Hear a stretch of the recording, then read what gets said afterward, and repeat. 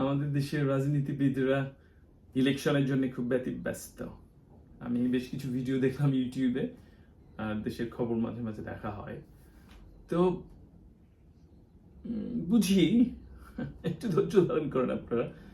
16 years is a long time আপনারা out of power. তো তারপরেও মানুষের পালসটা একটু বোঝার চেষ্টা করেন। মানুষ কি চায়? দেশের জনগণ কি চায়? দেশের জনগণ চায় আইনের শাসন, রাষ্ট্রের গুরুত্বপূর্ণ প্রতিষ্ঠানগুলোর সংস্কার, এবং সেটা করার জন্য প্রফেসর ইউনূসকে কিছুটা সময় দিতে হবে। আপনারা যদি এত ব্যতিব্যস্ত হন, উনি তো বলবে না, তাহলে আমাকে ছেড়ে দাও ভাই। আর এতদিন যখন ওয়েট করেছেন, আরো কিছুদিন ওয়েট করেন। আর সেটা যদি না করেন আপনারা, তাহলে কি হবে? মানুষ কিন্তু অনেক বেশি সচেতন। কেউ কিন্তু আর দলকানা নেই, বুঝছেন? নোবডি।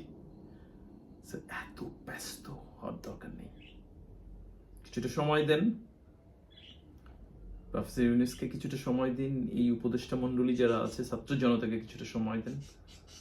মানুষকে বোঝেন, সেই বোঝার প্রেক্ষিতে দলীয় সংস্কার করেন। দলের সংস্কার ইজ ভেরি ইম্পর্টেন্ট। আমাদের দেশে প্রত্যেকটা দলের সংস্কার প্রয়োজন।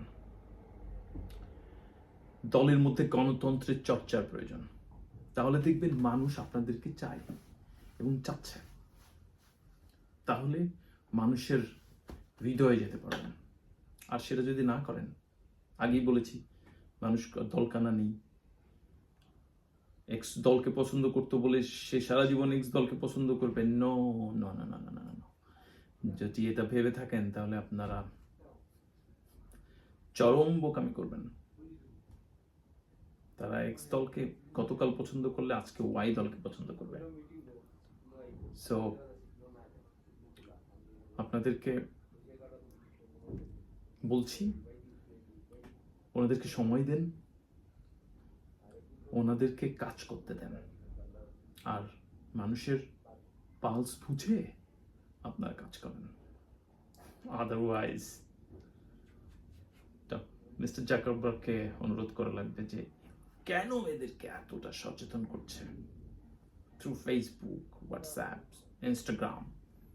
So be careful, dear politicians in my beloved country. Don't be too hurry. Thank you.